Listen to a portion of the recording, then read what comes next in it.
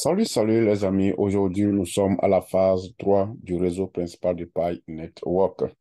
Et ceci, c'est la troisième partie de la feuille de route qui se trouve dans le livre blanc de Pi. Toutes les autres vidéos sur le livre blanc de Pi qui nous montrent la vision, le processus et l'accomplissement. Avec Pi ou d'échange avec Pi, avec des services a été configuré dans la phase 3. Donc, cette partie est vraiment essentielle pour notre compréhension. Donc, je vais vous demander de suivre cette vidéo jusqu'à la fin pour vraiment comprendre quand est-ce que je peux faire des mouvements avec mon Pi.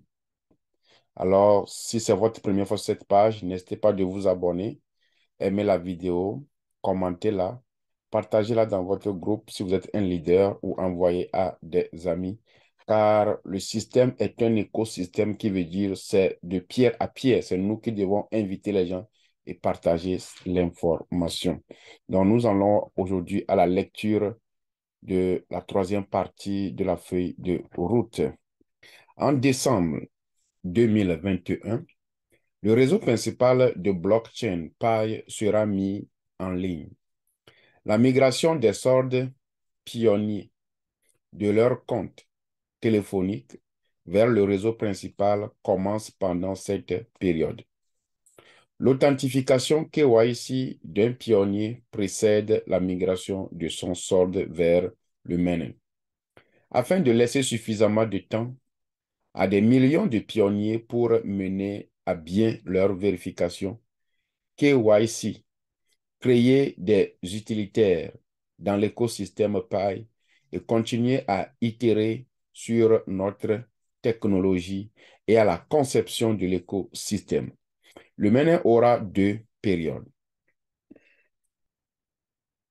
Dans un premier temps, le réseau principal protégé par un pare-feu, c'est-à-dire le réseau fermé.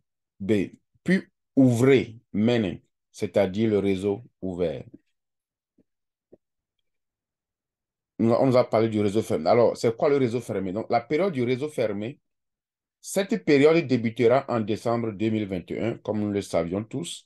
Nous avions déjà commencé par faire l'application de KYC en 2021. C'est là où les gens sont devenus des validateurs. Et donc, d'après leurs prévisions, le KYC était planifié dans l'année 2021. Et c'est ça, ils ont commencé depuis et ça continue. Cette période débutera en décembre 2021, la période du réseau fermé. Signifie que le réseau principal est actif, mais avec un pare-feu qui empêche toute connectivité externe indésirable. Raison pour laquelle si votre compte a échoué, vous n'avez pas pu avoir accès à votre compte. Le système ici, ce qu'ils ont dit là-bas, que c'est indésirable, c'est ça qui classe rapidement les comptes comme des comptes fausses. Les pionniers pourront prendre le temps de KYC et migrer leur PI vers le blockchain mainnet en direct. Tout solde migré vers le réseau principal peut être utilisé au choix du pionnier pour acheter des biens et des services dans les applications PI, transférer vers d'autres pionniers ou être bloqué pendant un certain temps pour un taux de ménage plus élevé. Voici une détail clair de est-ce qu'on peut vendre paille, est-ce qu'on peut échanger paille. Quand toi-même tu lis ceci maintenant, je suis sûr que le paille est échangeable avec des biens. Donc, ce que je dis qu'à l'heure où nous sommes, certaines personnes, s'ils connaissent vraiment la vraie valeur de paille, peuvent faire des échanges. Donc, ceci était programmé depuis. C'est pourquoi nous voyons que sur certains marchés, il y a les articles qui sont listés en paille. Il est vrai que l'information est passée ici, mais ne connaissant pas le prix réel de paille, c'est pourquoi moi je dis attention, attention aux échanges, parce que nous ne connaissons pas encore le prix exact de paille. Mais dans les prévisions, il a été dit que paille peuvent être échangées en biens. Et aussi, vous pouvez bloquer votre paille pour l'accumuler encore de plus. Toute sorte de migrer vers le réseau principal peut être utilisé au choix du pionnier pour acheter des biens et des services dans les applications Pi. Transférer vers d'autres pionniers ou être bloqué pendant un certain temps pour un taux de ménage plus élevé. Les pionniers KYC pourront utiliser librement leur Pi sur le réseau principal dans un environnement clos ou sein du réseau Pi. Cependant, cette période ne permettra pas la connectivité entre le blockchain Pi et les autres blockchains. Donc, dans le réseau fermé, on pouvait faire des échanges à l'intérieur, mais on dit que ce n'est pas encore allé sur le blockchain. Maintenant, on dit avantage de l'approche à deux périodes du réseau principal. Quel a été l'avantage? Il y a plusieurs avantages à avoir une période fermée intermédiaire pour passer au réseau principal entièrement ouvert. Cette approche laisse du temps pour, 2 points, des millions de pionniers dans le monde pour passer leur KYC. Point 2, construire et déployer plusieurs applications Pi et permettre à plus d'utilitaires d'être créés et utilisés, les services. La transition des applications Pi déployées. La transition des applications Pi déployées sur le testnet vers le mainnet et itérer sur toutes les modifications et ajustements du mainnet et de l'écosystème avant l'open network, avant d'ouvrir. La période du réseau fermé laisse du temps à des millions de pionniers pour KYC et migrer leur Pi vers le réseau principal. Seule une petite fraction des pionniers ont pu compléter leur KYC autour du lancement du mainnet. Au cours des prochains mois, nous continuerons à déployer la solution KYC auprès d'un plus grand nombre de pionniers et à les aider à compléter leur KYC. Si nous passions directement du testnet à Open Network, cela signifie que les pionniers qui ont pu faire leur KYC avant les autres auraient Pi disponible pour une utilisation en dehors de la plateforme Pi, tandis que les pionniers attendant toujours de terminer leur KYC n'auront pas encore ce privilège. La vitesse à laquelle les pionniers du monde entier sont en mesure de remplir leur KYC dépendra de la vitesse à laquelle chaque communauté locale fournit la main-d'œuvre du validateur KYC ainsi que de la vitesse à laquelle les pionniers individuels participent au KYC.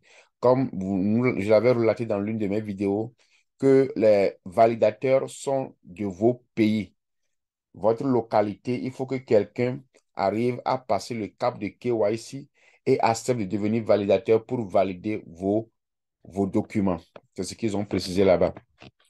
La période du réseau fermé donne le temps à des millions de pionniers de terminer leur KYC et de transférer Pi vers le réseau principal. De cette façon, tous les pionniers qui souhaitent et peuvent terminer leur KYC dans un délai raisonnable peuvent utiliser leur Pi en dehors de la plateforme Pi en même temps.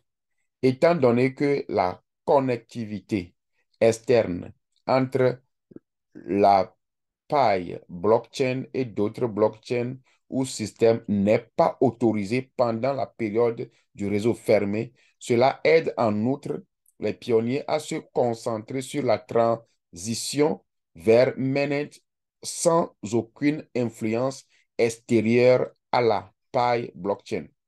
Cette période aidera également la communauté à se concentrer sur la création et le démarrage de l'écosystème sans aucune distraction extérieure.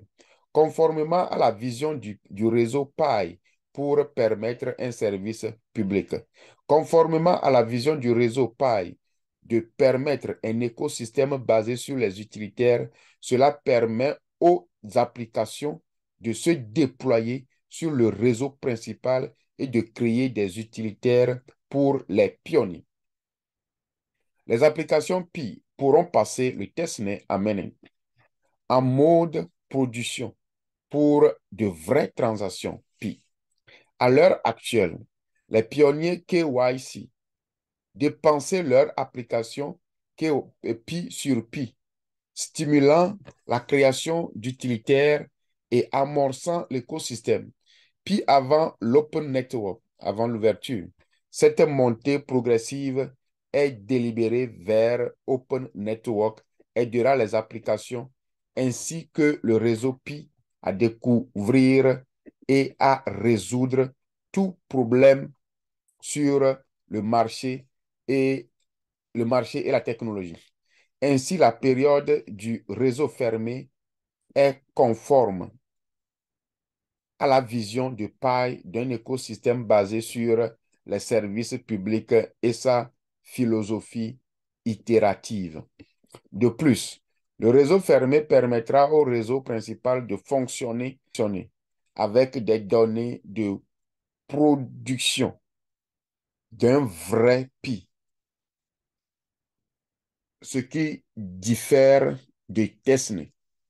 Les données recueillies au cours du réseau fermé aideront à calibrer et peaufiner toutes les configurations et formules si nécessaire pour assurer un réseau ouvert, stable et performant. Alors, nous voici à la fin de la vidéo. Si c'est votre première fois sur cette page, n'hésitez pas de vous abonner pour plus de vidéos. Utilisez mon code d'invitation qui est Comlan Light pour joindre cette communauté. C'est votre première fois ici. Quant à ce qui me concerne, appelez-moi Comlan Light et nous reverrons dans une nouvelle vidéo. Ciao, ciao.